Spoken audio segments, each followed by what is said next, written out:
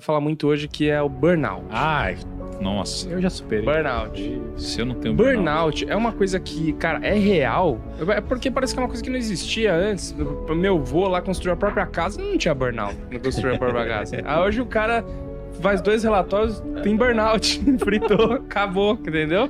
Cara, Não assim, consegue. é uma doença que ela tem um código lá de diagnóstico. Aham. O burnout hoje é uma síndrome, então ela é um conjunto de várias doenças que precisam ser ali associadas ao ambiente de produtividade da pessoa, né? O ambiente de trabalho e tal. Como todas as áreas diagnósticas, depressão, ansiedade, TDAH, etc, existe muito erro diagnóstico. Então tem paciente que chega, meu trabalho, não sei o quê. Mas daí você vai olhar, tá tudo certo no humor dela em outras áreas. É só relacionado ao trabalho. E muitas vezes tem um agente específico no trabalho, não é um contexto global, etc. Então é um diagnóstico mega complexo de fazer e tem que ser feito com cuidado por um especialista.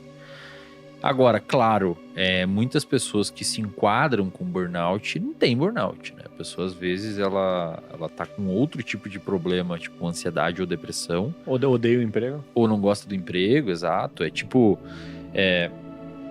Você falou ali do café, né? Imagina, como se você tivesse que tomar café, almoço e janta todo dia naquele lugar. Tipo, o tempo ia virar um inferno na sua vida, né? Imagina ficar o dia inteiro ali e tal. Então, o burnout é isso. Às vezes a pessoa, de fato, não gosta do emprego. Muitas vezes ela precisa ficar devido ao dinheiro e aí, de fato, isso vira uma questão estressogênica que pode culminar na abertura de um quadro. Só que, eu acho que o recado que fica sobre burnout é assim, é um diagnóstico mega complexo, porque é uma síndrome, então é um conjunto de vários diagnósticos. Não é fácil de fazer. Para ser relacionado com burnout e não outro transtorno psiquiátrico, tem que ter uma relação forte com o trabalho. E muito provavelmente, como vários outros transtornos, como por exemplo o TDAH, que hoje está na moda todo mundo ter, existe uma população específica que desenvolve aquilo e não é todo mundo que fala que tem, que realmente tem aquilo. Né? Mas o burnout, ele é o que exatamente, assim? Qual que é o que o cara vai sentir? O cara vai por que não fritar, existia, pifar? assim, cara? Tipo, ou pelo menos eu nunca tinha ouvido falar, porque, sei lá, uns anos atrás eu nunca tinha conhecido a palavra burnout. De repente, todo mundo tem o mesmo Se eu tempo, vou assim. chegar lá em casa e falar, cara, tu deu burnout. Não sei o que aconteceu, assim. Então. Além de ser o que é, né, que o Lucão perguntou. Cara, muitos diagnósticos psiquiátricos não existiam antes. Transtorno bipolar não existia. Transtorno depressivo também não teve uma época que não existia. Teve um manual diagnóstico estatístico, que foi a 3ª versão dele publicado na década de 80, que formalizou vários transtornos que a gente tem hoje psiquiátrico. O burnout aconteceu isso mais recentemente. A gente teve estudo suficiente e dado suficiente que permitisse a gente caracterizar a população que demonstra esses sintomas está enquadrada nessa síndrome clínica aqui, nesse quadro clínico. Antes, talvez a gente não tivesse tanta tecnologia para compilar esses dados, etc. Tem uma parada também que deve ser o autodiagnóstico via Google. Não, né? isso daí Você joga no Google lá que você tá estressado no seu trabalho, aparece a palavra burnout e fala, eu tenho burnout. Às vezes eu vejo o gestor falando assim, não, o pessoal no time, o cara falou que tá com burnout. Ele jogou no Google, ele jogou no Google. Cara. Não, cara, burnout é um bagulho que, tipo, o seu sistema... Tu tinha perguntado, né? Respondendo a sua pergunta. O seu sistema, ele entra em pânico. É um carro que deu curto-circuito. Tipo, você sai de casa e pensa em ir pro trabalho, você tem ataque de pânico, coração acelerado, você não consegue sair. É disfuncional grave, a nível de você não conseguir realmente executar alguma tarefa relacionada à sua função de trabalho. Por que acontece?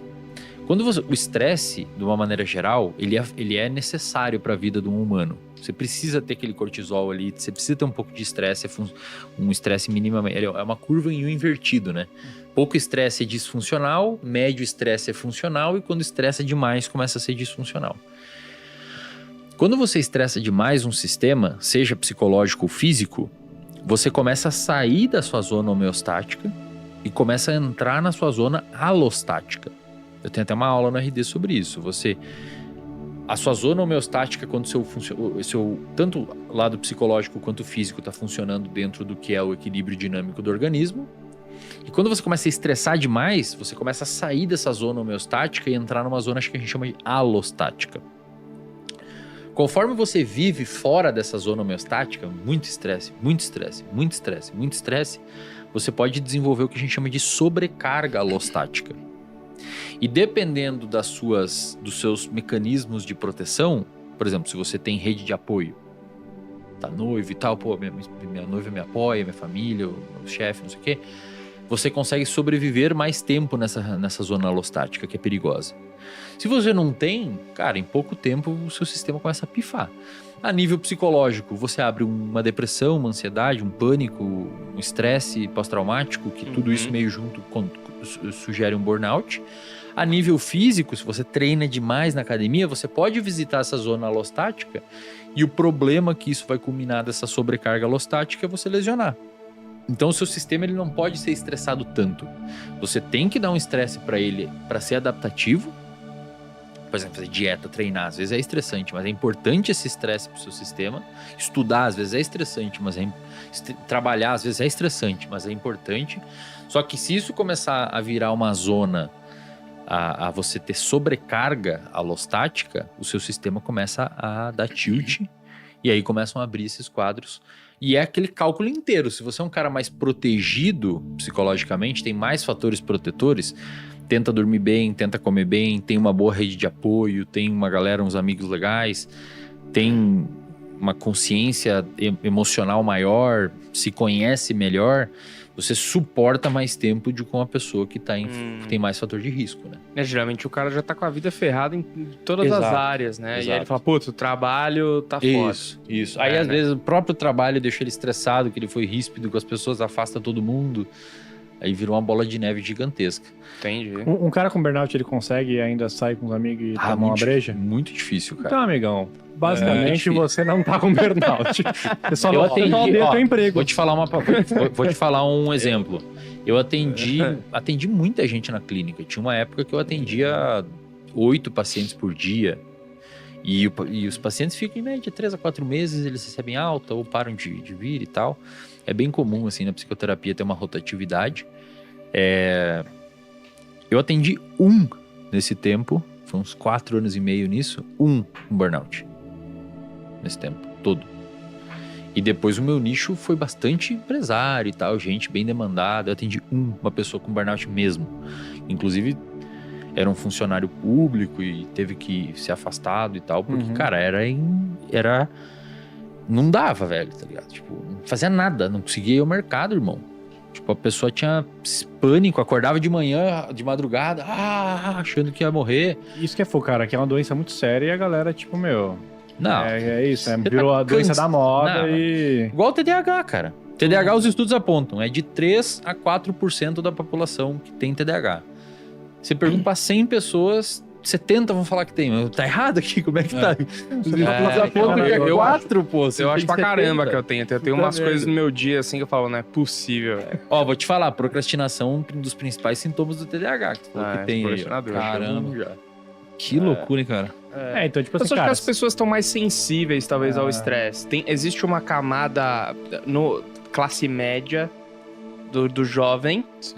Que ele não precisa trabalhar pra A sobreviver. galerinha da demissão silenciosa. É o cara jovem. E aí esse cara, ele é sensível, entendeu? Ele é a geração... Começou a trabalhar na pandemia. Então ele é a geração home office. Ele é a geração... Blá, blá. E aí, toda vez que ele tem um contato com alguma coisa que vai estressar um pouco ele pegou um trânsito. Aí ferrou, ele não consegue mais. Não sei, eu vejo um pouco disso. Pode ser, cara. Eu tô ficando velho também, pode né? Pode ser, por isso e que aí, eu achava normal pegar a linha vermelha às 6 horas da manhã, lotado, barrotado. Eu não achava Pode ter, por exemplo, pode ser isso. Pode ser também que essas pessoas se aglutinem entre elas e uma reforça isso na outra. Que foi o que a gente falou lá no início. Você começa a viver num ambiente de pessoas que só falam mal dos chefes, que... Pô, eu não aguento essa jornada de trabalho, eu não aguento isso. Fala, tem razão, velho. Tá uma merda mesmo isso aí.